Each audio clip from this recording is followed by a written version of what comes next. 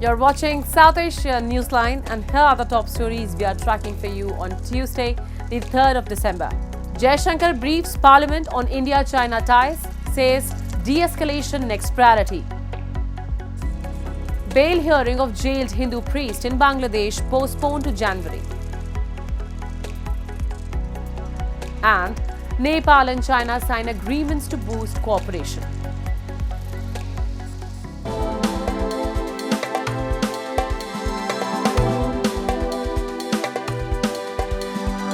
And now for all the details. While addressing the sixth day of the winter session of Parliament, India's Foreign Minister S. Jaishankar on Tuesday said that the ties between New Delhi and Beijing that have been abnormal since 2020 have seen some improvement. He said peace and tranquility were disturbed as a result of Chinese actions, and now with recent developments, the next priority is de-escalation. The foreign minister said that the ties between the two neighbors can't be normal without peace at the border and urged China to respect the line of actual control. The diplomatic efforts, which included nearly 24 rounds of talks between military commanders, led to the October agreement under which Indian and Chinese troops returned to positions and resumed patrolling routes prior to the April 2020 face-off. That our ties have been abnormal since 2020, when peace and tranquility in the border areas were disturbed as a result of Chinese actions. Recent developments that reflect our continuous diplomatic engagement since then have set our ties in the direction of some improvement. The House is cognizant of the fact that China is an illegal occupation of 38,000 square kilometers of Indian territory in Aksai Chin as a result of the 1962 conflicts and the event that preceded it. Meanwhile, the Parliament also witnessed dramatic events as India bloc leaders staged a protest demanding a discussion on the Adani indictment and a joint parliamentary committee investigation into the US allegations. Parliament proceedings have been stalled since the beginning of the winter session amid the opposition protests over the Adani issue and violence in Manipur and Sambal. And Indian Prime Minister Narendra Modi on Tuesday dedicated to the nation the successful implementation of the 3 new criminal laws that have replaced the full set of British-era laws. PM Modi witnessed a live demonstration in Chandigarh city, simulating a crime scene investigation under the new criminal laws that came into effect on 1st of July. Chandigarh has become the country's first administrative unit where 100% implementation of the 3 laws has been done. The new laws prioritize the provision of justice, in contrast to the colonial-era laws that focused primarily on penal action.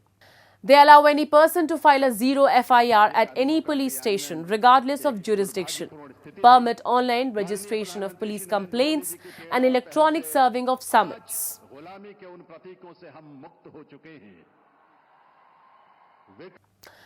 Moving on, as communal tensions escalate in Bangladesh, a court announced that the next bail hearing in the arrest of Hindu priest Chinmoy Krishna will be held on 2nd of January 2025.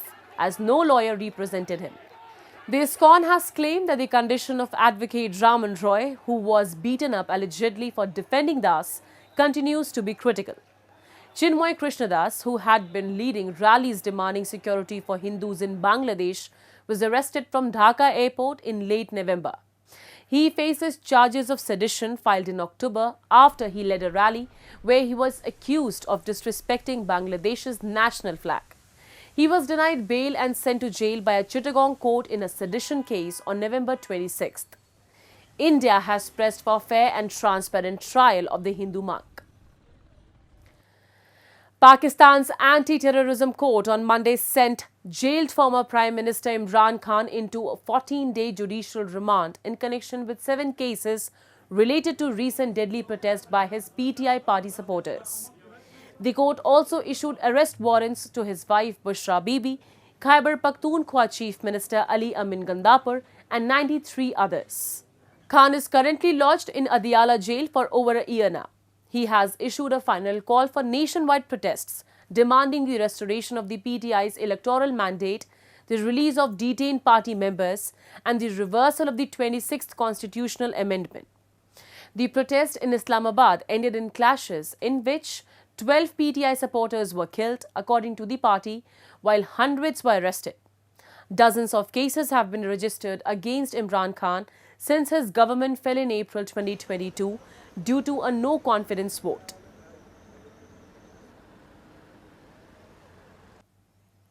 And the newly passed Presidential Ordinance, which requires prior permission for public protests in Pakistan-occupied Jammu Kashmir, has sparked widespread outrage.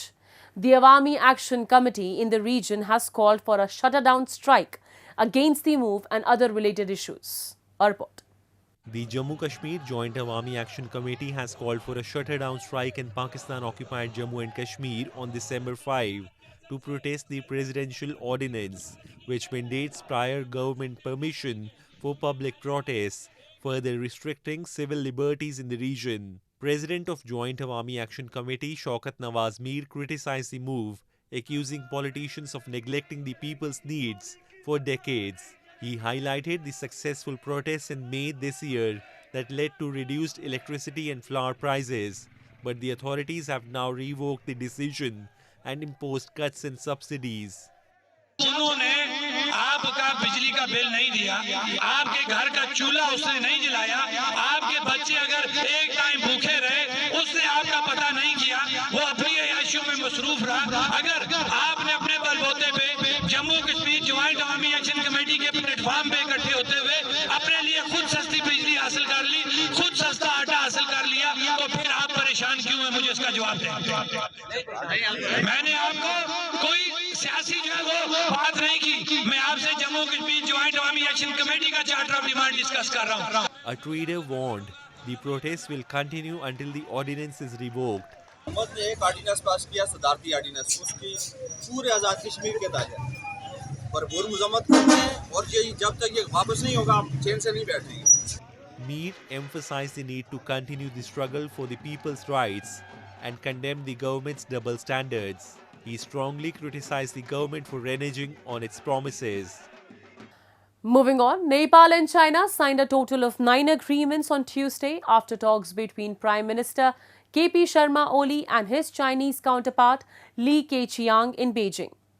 Local media reported the agreements included MOUs on Nepal-China trade enhancement, completion of 9-story Basantpur Darbar reconstruction, MOU on Development Plan 2025 to 2029. Oli was scheduled to meet President Xi Jinping later in the day. Oli's visit is his first to a foreign country since his July swearing-in, a break from the customary destination of New Delhi, with which Kathmandu has centuries-old ties. India accounts for 2/3 of Nepal's international trade, while China has a share of just 14%. But China is a bigger two-way creditor, having lent more than $310 million, World Bank data shows.